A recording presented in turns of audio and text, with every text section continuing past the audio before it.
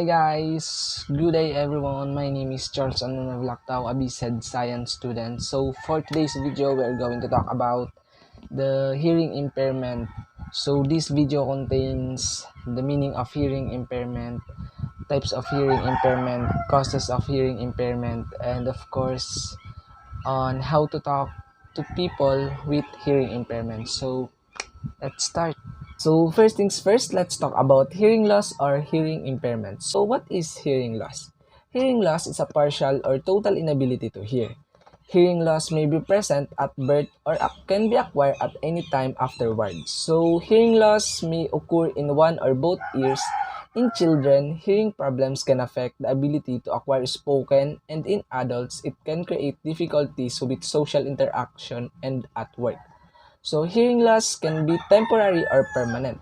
Hearing loss is related to age, usually affects both ears and is due to cochlear hair cell loss.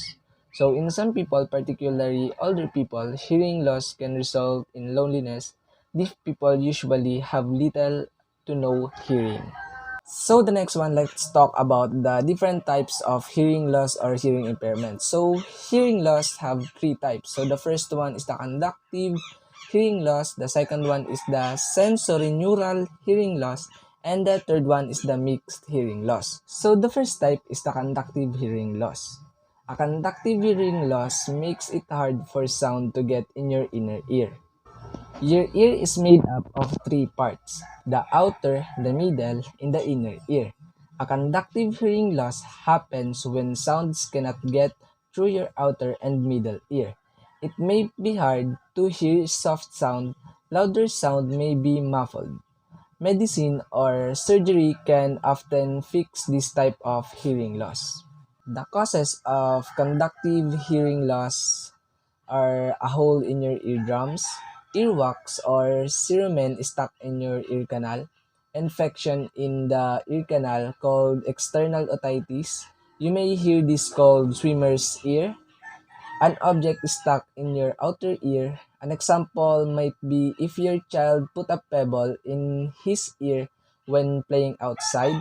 A problem with how the outer or middle ear is formed. Some people are born without inner ear. Some may have a deformed ear canal or have a problem with the bones in their middle ear. The second type of hearing loss is the sensorineural hearing loss. A sensorineural hearing loss happens when there is a damage in your inner ear.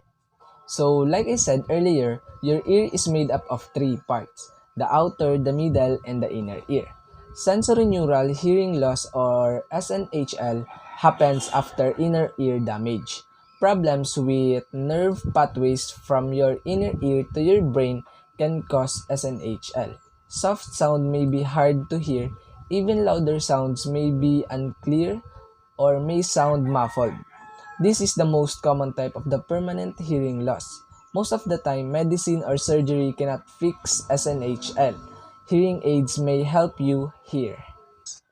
The causes of the sensorineural hearing loss are the illness, drugs that are toxic to hearing loss that runs in the family, aging, a blow in the head, a problem in the way the inner ear is formed, listening to the loud noises or explosions.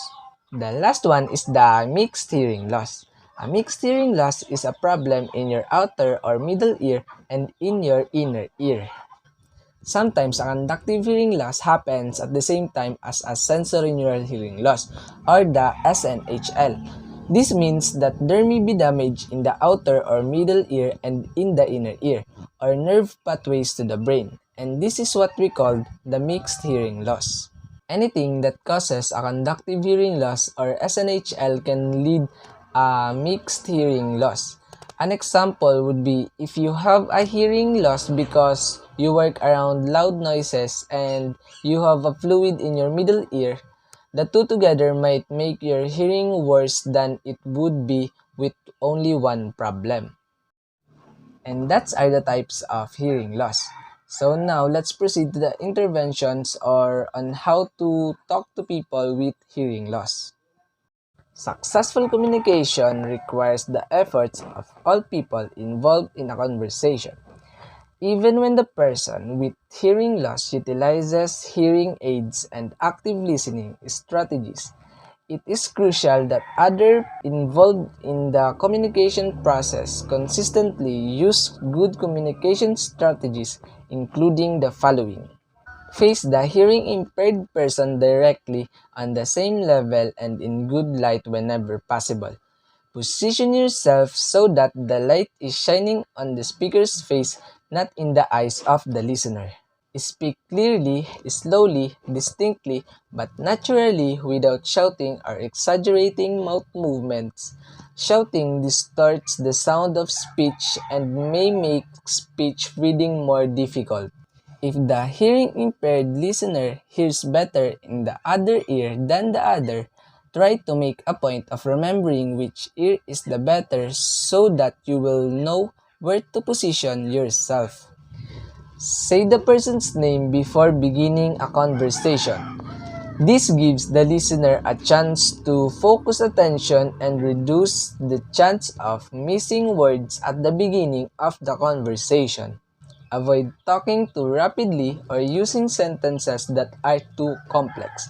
Slow down a little, pause between sentences or phrases, and wait to make sure you have been understood before going on.